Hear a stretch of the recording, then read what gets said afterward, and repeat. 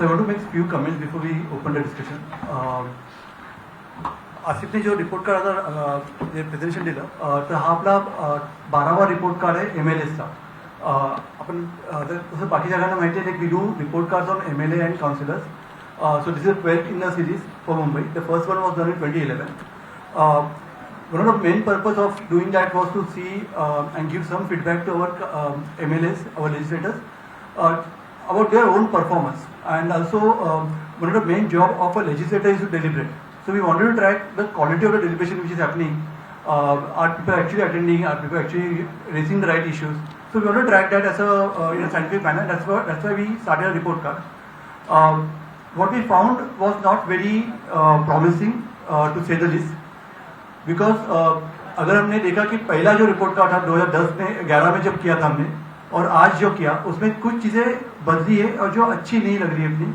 पहला is that the number of sessions which were happening earlier, it has gone down. It has gone down from 47 sessions which happened in the last a similar term. Like we looked at 3 sessions over there. The first winter session, then the second budget and the monsoon session which happened over there. And we looking for the first year all the like 12 assembly, 13 assembly, 14 and 15 assembly. अगर देखेंगे तो 47 था, अगर देखेंगे तो 52 session पहले हुए थे, अभी जाके 47 सेशन हुए. So it has gone down. If you look at the number of questions which were raised, again that's a very poor scenario. There were about 7,900 questions which were raised in the first time when we did a report card in 2011, and it has now gone down to about 2,200 questions, which is about a drop of 72%. अगर हमारे councillors, हमारे legislators रहकर deliberate नहीं करेंगे, sessions अगर ज़्यादा नहीं hold करेंगे, अगर वो लोग रेस नहीं करेंगे issues, then the whole purpose of constitutional democracy goes down. So that's something that we need to really question our legislators, like why they are not doing it, like why they are not really taking this job seriously. On a side note, we also looked at the age profile of the MLAs, and we saw that the house is aging. The earlier house was about average age of 50. It has gone down to gone up to 57 years. I think that's also something which our political leaders need to introspect on. We have a younger population and we have an aging legislative house. That's just something which they need to definitely reflect on. With this note, we'd like to open up the floor for discussion. So please, if you have any questions, we'll be happy to answer it. On which page number are the ranking listed? Like, if we will sequential order. Yeah, 1 second. So page number 54. If you look at page number 54, we have given it in a sequential order, alphabetically. Yes. So it's not in sequential. Alphabetically. If you, I mean, we'll be giving you a soft copy. We'll be emailing you a soft copy. So in an Excel file, you can put, put a format if you want, like. But we have put it alphabetically because each year we do it, right? So it then becomes a little difficult.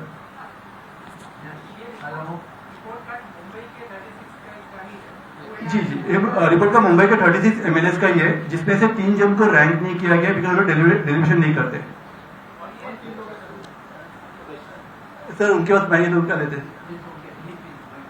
Okay sir, तो कौन 3 को जिनका करते नहीं है, तो हमारे जो speaker है उनको हम लोग रैंक नहीं कर रहे, और 2 MLAs है, 2 मिनिस्टर्स है, उनको रैंक नहीं कर रहे, आशीष शेलार जी और मंगेश लोधा जी.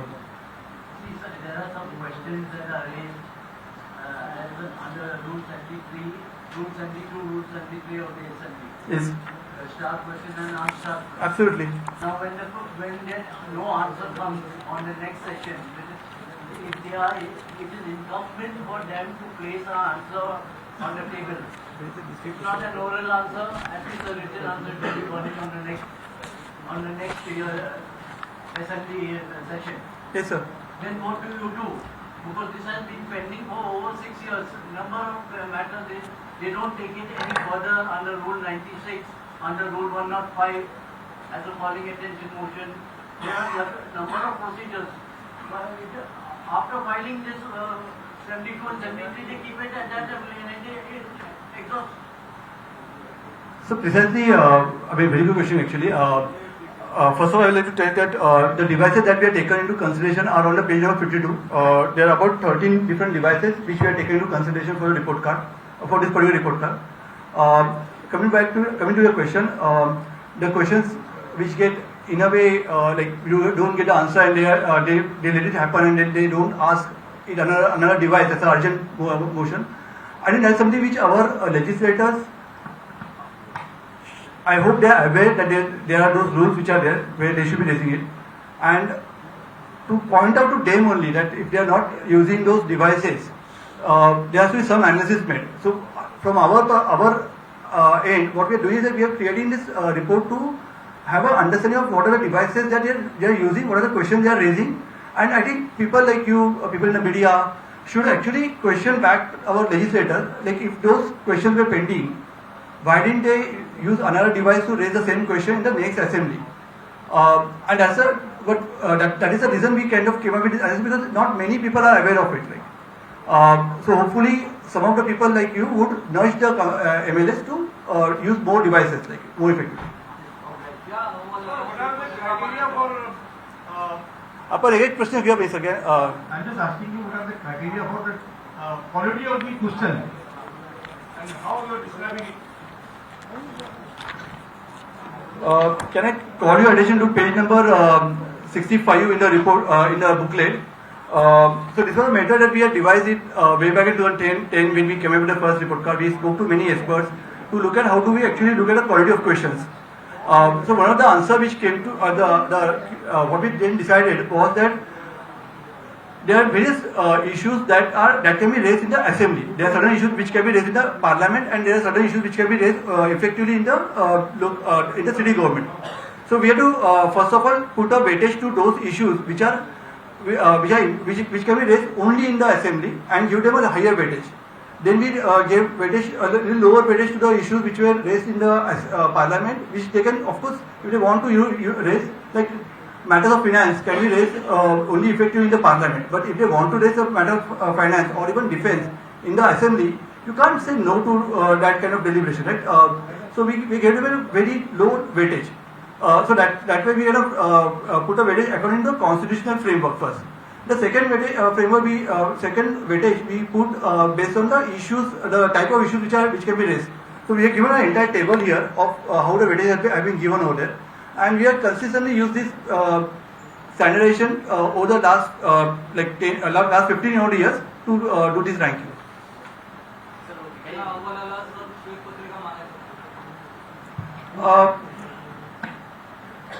तुम्ही श्वेतपत्रिका बोलू शकतात, तुम्ही रिपोर्ट कार्ड बघू शकता, त्याला रेटिंग बोलू शकतात.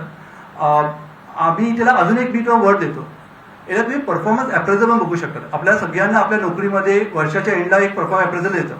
आपल्या आमदारांना का येत नाही हा विचार आम्ही तेव्हा त्यावेळी करत होतो आणि बोललो की त्यांना जर आपण काही एक परफॉर्मन्स अप्रेझल देऊ शकलो तर ते त्याचा प्रयत्न करत होतं. पण ते करतात काय फ्रेमवर्क वापरायचं म्हणून कॉन्स्टिट्यूशनला बेसिस पकडून आम्ही फ्रेमवर्क डिझाईन केलेला होता. तर तुम्ही याला परफॉर्मन्स अप्रेझल पण बोलू शकता हवं तर. तुम्ही श्वेतपत्रिका बोलू शकता. तुम्हाला तसं वाटतं आम्ही याला MLA रिपोर्ट कार्ड म्हणतो. आपण इकडे येऊया का गणेश, फक्त रिपोर्ट दाखवायचा. ओके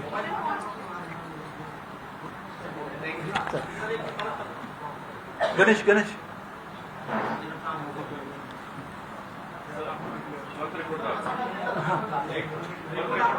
परत रिपोर्ट दाखव.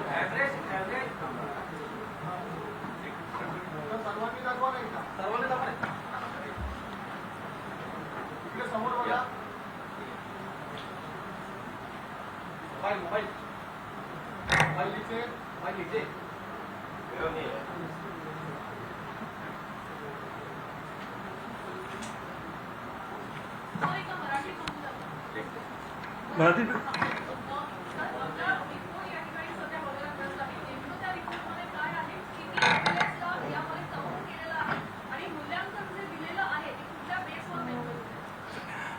हा आपला 12वा MLA रिपोर्ट कार्ड आहे मुंबईच्यासाठी. 2011 मध्ये पहिला केलेला होता.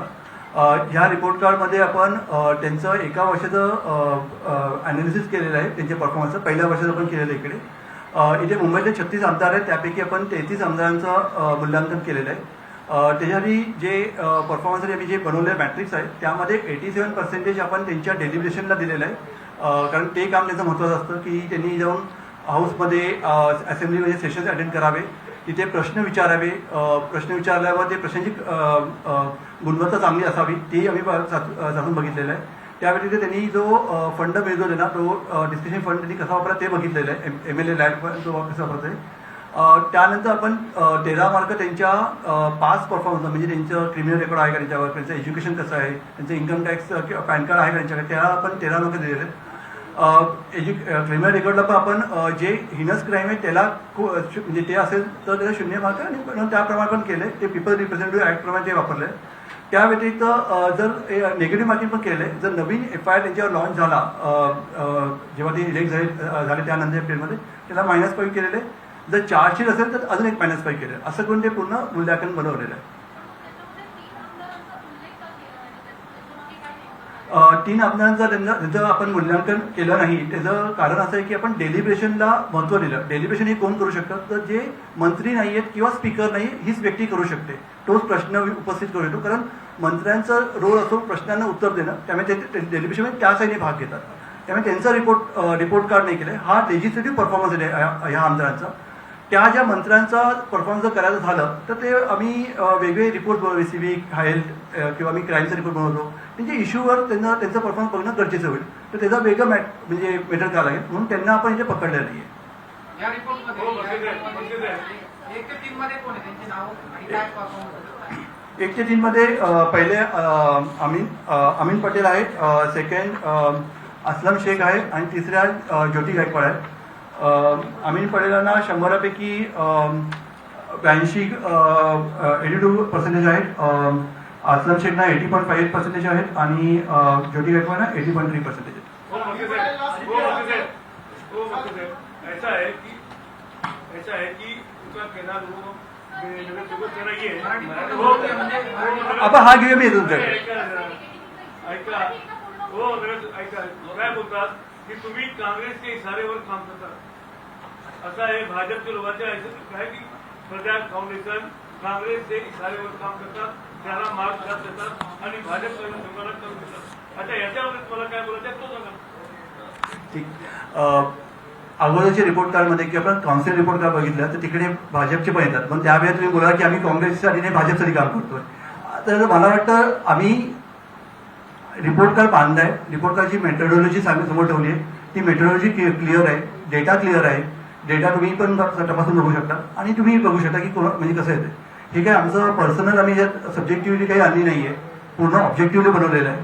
त्यामुळे मला वाटतं आणि संस्था पण 27 वर्ष काम करते, त्यामुळे तो ट्रॅक रेकॉर्ड आहे आणि तेवढी क्रेडिबिलिटी आहे आमची की आम्ही काही कोणत्या पक्षासाठी काम नाही करत. आम्ही आमचं एक स्वयंसेवी संस्था आहे आणि ती एवढ्या वर्ष काम करते आमच्या एका पद्धतीने. तर मला ह्यापेक्षा असं त्याबद्दल काही बोलायचं नाही. याला सोडून हा प्रश्न आहे की विरोधकांच्या कामकाजावर एकीकडे प्रश्नचिन्ह उपस्थित असताना तुम्ही पहिल्या 3 नंबरमध्ये काँग्रेसच्या आमदारांना प्राधान्य दिले किंवा त्यांना चांगले दिले आहे. तुम्हाला वाटते की ग्राउंड लेवलची ही रियालिटी नेमकी वेगळी आहे? मी अगदी म्हणून स्टार्टिंगला काहीतरी बोललो की मी ऍक्च्युली परफॉर्मन्स बद्दल, कारण आपण आता 2010चा परफॉर्मन्स बघितलाय आणि म्हणजे 12व्या असेंब्लीचा पहिला इयर बघितलाय, 13वीचा बघितला, 14चा बघितला आणि हा 15चा. आणि मुद्दाम तेव्हा जेव्हा अनालिसिस हे केलं तेव्हा ऍक्च्युली ओव्हरऑल हाऊसचा परफॉर्मन्स कमी झालाय. त्यामुळे रँकिंग करताना आपण रँकिंग कम्पॅरेटिव्ह रँकिंग असते. कोणतरी 5 जण असेल तर कोणतरी पहिला येणार, कोणतरी शेवटचा येणार. पण त्यांचा स्कोअर जर बघितला, ओव्हरऑल स्कोअर बघितला 100पैकी, तर ते पण कमी झालेले. पहिल्या रिपोर्ट कार्डमध्ये जेव्हा बनवलं तेव्हा 61% ॲव्हरेज स्कोअर होता, आता 55% ॲव्हरेज स्कोअर झालेला आहे. त्या पहिल्या रिपोर्ट कार्ड जेव्हा बनवला तेव्हा हाऊस 52 दिवस, हाऊस 47 दिवस आता झालेले. 52 दिवस भेटलेलं होतं, आता 47 दिवस हाऊस भेटलेले आहे. पहिला जर रिपोर्ट कार्ड बनवला त्यावेळेला आपण जर बघितलं तर 7,900 प्रश्न विचारले गेले होते, आज 2,200 प्रश्न विचारतोय. तर ओव्हरऑल आपला परफॉर्मन्स हाऊसचा जर परफॉर्मन्स बघितला तो ढासळलेला आहे आणि ती वस्तुस्थिती मला वाटतं दाखवते तुम्ही जो बोलला ते, तर तसं नक्कीच झालेलं आहे, प्रश्नांची गुणवत्ता पण कमी झालेली आहे. हो हो संख्या कमी झालेली हो. आहे, ओव्हरऑल अटेंडन्स पण कमी झालेला आहे. तर मग एकूणच ज्या ठिकाणी खरं तर अशा पद्धतीनं मोठे गांभीर्यानं हाताळले पाहिजे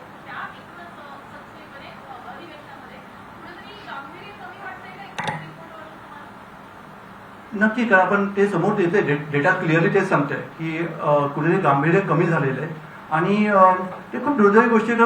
महाराष्ट्र प्रगतशील आपण सगळं म्हणतो, पण जर महाराष्ट्रामध्ये जर असेंब्लीचे दिवस जर कमी होतात आहे, महाराष्ट्रामध्ये जर प्रश्न विचारले जात नाहीये किंवा असेंब्लीमध्ये कामकाज सोडं होत नाहीये, तर लोकांचाही त्यांच्यावरचा विश्वास कमी होणार आहे आणि हे डेमोक्रेसीसाठी चांगली गोष्ट नाहीये. आम्ही होप करतो की असं होऊ नये. आम्ही होप करतो की लोकांनी जी डिसिजन कॉग्निझन्स आणि त्याबद्दल काहीतरी केलं पाहिजे. आणि मला वाटतं ही जबाबदारी आपल्या सगळ्यांची आहे, नुसतं त्या आमदारांचं नाही आहे. आपल्याला आमदारांना आपल्या सगळ्यांना पुश करणार आहे, कारण डेमोक्रेसीमध्ये नुसतं वोट करून जनता चालणार नाही. आपल्याला आपल्या आमदारांना जाऊन विचारलं पाहिजे माझे विषय ते का घेत नाही, तिकडे उचलत नाही. ती जबाबदारी आपली पण आहे. त्यामुळे त्यांना जबाबदार बनवणं आपण सुद्धा केलं पाहिजे. त्याच्यामध्ये 33वा नंबर जो आहे प्रकाश सुर्वे यांचं नाव आले दिसतंय, म्हणजे 33वा म्हणजे शेवटून त्यांचा पहिला क्रमांक लागला असं म्हणता येईल या रिपोर्ट कार्डवर. हो, 33 मध्ये ते शेवटचे आहेत, शेवटचे आले. बॉटम 3 मध्ये प्रकाश सुर्वे हे सगळ्यात शेवटी आलेले आहेत. अशोक पाटील हे 32व्या पाठवून दुसरे आहेत आणि रामचंद्र कदम 31वे म्हणजे पाठवून तिसरे. अमीन पटेल कितने साल से लास्ट नंबर 1 है? सर अमीन पटेल लास्ट कितने साल से नंबर 1 है? वो देखना पड़ेगा मेरे को, मुझे अभी नंबर नहीं, बट पिछले एक 4-5 रिपोर्ट कार्ड में वो नंबर 1 आए थे. सत्ताधाऱ्यांना प्रश्न विचारण्याची जबाबदारी करते विरोधकांची असते. विरोधक त्यांचं काम जबाबदारी पार पाडत नाही असं म्हणायचं. नुसते विरोधक नाही, बेसिकली आपली जी डेमोक्रेसी ती वेस्टमिन्स्टर साईड डेमोक्रेसी आहे, त्यामध्ये आपण जे ज्या पक्षात जास्त मत मिळतं त्याचं एका व्यक्तीला सीएम किंवा पीएम बनवलं जातं आणि त्याचं एक मंत्रिमंडळ बनतं. ते मंत्री झाल्यानंतर बाकीचे जे आहेत ते सगळे लेजिस्लेटर्स आहेत. त्यांचा सगळ्यांचा रोल आहे की आपले विषय, आपल्या कॉन्स्टिट्युन्सीचे विषय, कारण ते पहिलं म्हणजे लोकांचं प्रतिनिधित्व करतात. त्यामुळे त्यांच्याबद्दल विषय त्यांना सगळ्यांनी उचलायचे, नुसतं सत्ताधारिकांनी नाही, विरोधकांनी पण उचलायचे. त्यामुळे पहिलं आपल्याला हे समजून गेलं पाहिजे. ऑफकोर्स विरोधकांनी जास्त उचलावे असं म्हणजे असं अपेक्षित आहे. युजली डेटा दाखवतं की ते जास्त उचलतात, पण आपले सत्ताधारी आमदार जे असतात त्यांनी पण त्यांच्या मंत्र्यांना प्रश्न विचारणं गरजेचं आहे आणि आपल्या काही भाषा विचारतात, बाकीचे काही विचारले अपन मेरा कहना एक ही है कि कुछ विधायक आमदार जो है पैसे लेकर के विधानसभा में प्रश्न करते हैं, लोगों की समस्याओं का निपटाते हैं. ऐसे कितने आमदार आपकी लिस्ट में बताइए. तो प्रश्न त्याच्या काही उत्तर नाही, कारण आम्ही काही तो डेटा असं काही कॅप्चर करत नाही. आम्ही आरटीआय मध्ये डेटा कॅप्चर करतो. आरटीआय मध्ये डेटा जो येतो तो प्रश्न जे विचार तेवढंच येतो. हे जे तुम्ही म्हणता हे असेल तर आम्हाला माहित नाहीये, आम्ही त्याबद्दल काही वक्तव्य करू शकणार नाही. हम सर्वे नहीं करते, हम लोग रिपोर्ट कार्ड आरटीआई लगा के उसका डेटा लेके उसका एनालिसिस करते. तो इससे के सर्वे नहीं करते हम. आरटीआई लगा करके आप अगर रिपोर्ट कार्ड आप तैयार करते हो, जी जी, तो कहने का तात्पर्य क्या होता है कि जब आप करते हैं उसके में वो देखें कि पब्लिक की समस्या क्या है, तो पब्लिक की समस्या में से कितनी होगी और ऐसे कितने लोग हैं, ऐसे कितने मार्क आप आप उठाते नहीं थे. पब्लिक की समस्या कोई भी नहीं आती आपको. पब्लिक की समस्या ऐसे कितने आता है जो पब्लिक की समस्या. जर तुम्ही जे 2200 प्रश्न मी तुम्हाला देतो, ते सगळे प्रश्न तुम्ही बघा, त्यात लोकांच्या समस्या असतात, ते क्लिअर आहे. आता ते तुम्ही जे म्हणताय त्याबद्दल मला काहीच वक्तव्य करता येणार नाही, कारण मला माहित नाही, मी त्याचं काही अनालिसिस केलं नाही. सर यामध्ये आपण सर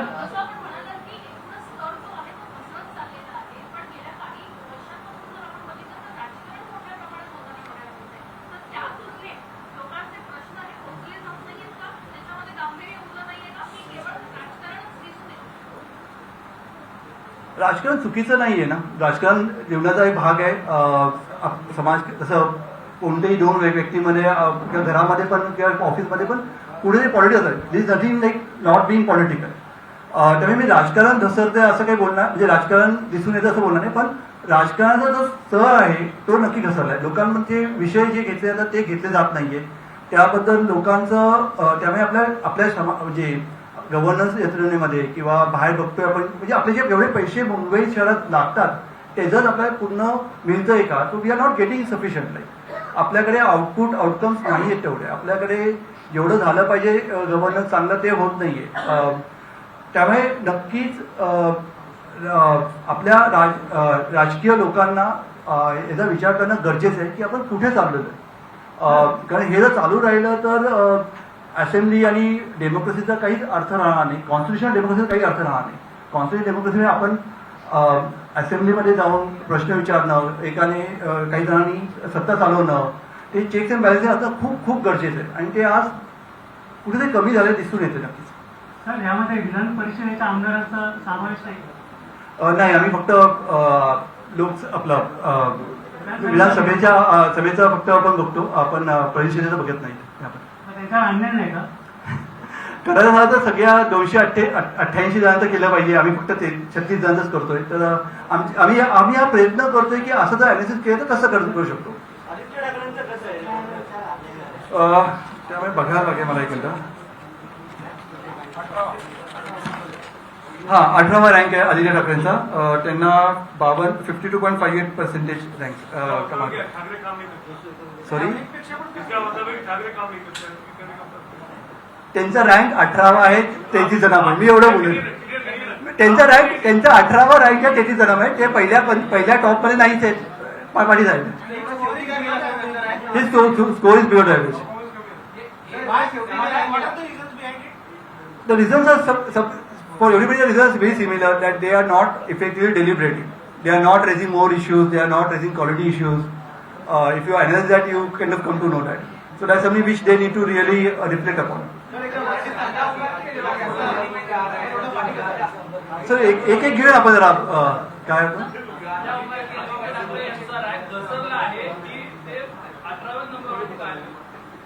मी तुम्हाला मागच्या रिपोर्ट का पाठवतो, कारण आपण हा फ्रेश रिपोर्ट का ह्या असेंब्लीचा केला, 14व्या असेंब्लीचा. त्यामुळे पहिल्या वर्षीचा फक्त आपण केलंय. पुढच्या वर्षी जेव्हा आपण रँक करू, कारण आपण एका असेंब्लीत 4 रिपोर्ट कार्ड बनवतो, तर त्यावेळी आम्ही ते एक म्हणजे इयर टू इयर मॅप करतो. पण मागच्या असेंब्लीमध्ये काय रँक होतं तर ते मी तुम्हाला वेगळं पाठवू शकतो. पण त्यामुळे ते 2 वर्ष मला वाटतं मिनिस्टर होते, पण आम्ही 2 रिपोर्ट कार्ड रँक केलं नव्हतं. शेवटच्या 2ला पण केलेलं होतं. मी तुम्हाला डेटा पाठवतो सर. ऍक्च्युली अमित सरांचा त्यांचा 8वा रँक आहे. 71.26 स्कोर आहे. अच्छा साहेब, जितने आमदार समाज काम करते हैं उतने राजकारणी हा रिपोर्ट फक्त लेजिस्लेटिव्ह परफॉर्मन्स बघतोय, त्यांचे समाजकार्य बघत नाही. समाजकार्य मला वाटतं ते सगळे आपल्या आपल्या पर्यायाने करतात. तर आपण फक्त लेजिस्लेटिव्ह परफॉर्मन्स बघतोय. ही मर्यादा पण ह्या रिपोर्ट कार्डची. त्यामुळे मी हे पण जाहीर सांगतो की आपण फक्त त्यांचं लेजिस्लेटिव्ह परफॉर्मन्स बघतोय. कारण समाजकार्य करायला तुम्हाला पण स्कोप आहे, मलाही स्कोप आहे आणि त्यांना पण स्कोप आहे. आपण सगळे करू शकतो. त्याचं मला वाटतं ते रँकिंग कोणी केलं पाहिजे. आपण मग पाठीमागं घेऊया ना ते मगाशी.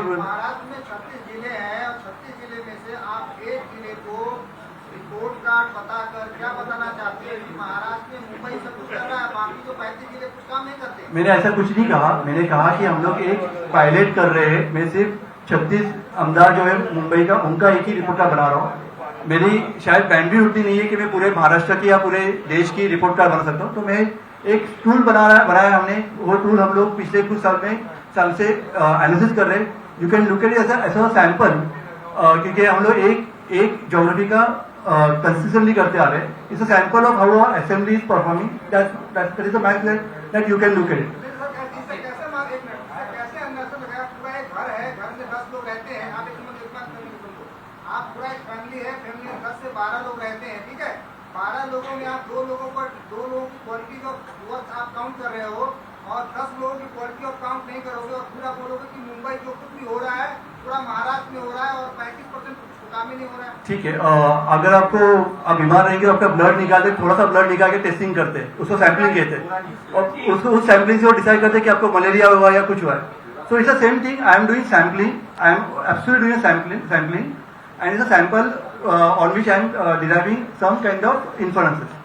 मैं बोल नहीं रहा हूँ कि पूरा गलत है या सही है, मैं उसमें नहीं जा रहा हूँ. मैं सैंपल का ही आपको एक डेटा बता रहा हूँ और उसका मैं एक एनालिसिस बता रहा हूँ.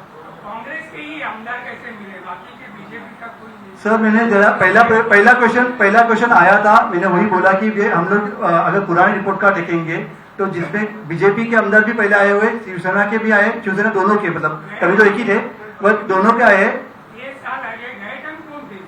देखिए, अलग अलग साल पे अलग अलग लोग आए हुए हैं. उसका एनालिसिस और उसका डेटा चाहिए तो मैं डेटा दे सकता हूँ. पूरा वेबसाइट पे डेटा अवेलेबल भी है. आप अगर चाहिए तो आप ही वो डेटा देखिए. एब्सोल्युटली डेटा के ऊपर करते हैं और लेजिस्लेटिव परफॉर्मेंस के ऊपर करते हैं. ऐसा मैं नहीं बोल रहा, मैंने सिर्फ एक फैक्चुअल स्टेटमेंट दिया कि पहले 12वीं असेंबली, 13वीं, 14वीं, 15वीं असेंबली में पहला साल अगर देखते हैं तब उनका जो एवरेज एज है तो बढ़ते जा रहा है। बस एक फैक्चुअल स्टेटमेंट है, हमें भी देखना चाहिए कि वो बढ़ रहा है। अब उसके ऊपर जिसको इन्फ्लुएंस अलग से निकालना है वो निकाल सकता है, मैं कोई इन्फ्लुएंस निकाल नहीं रहा हूँ।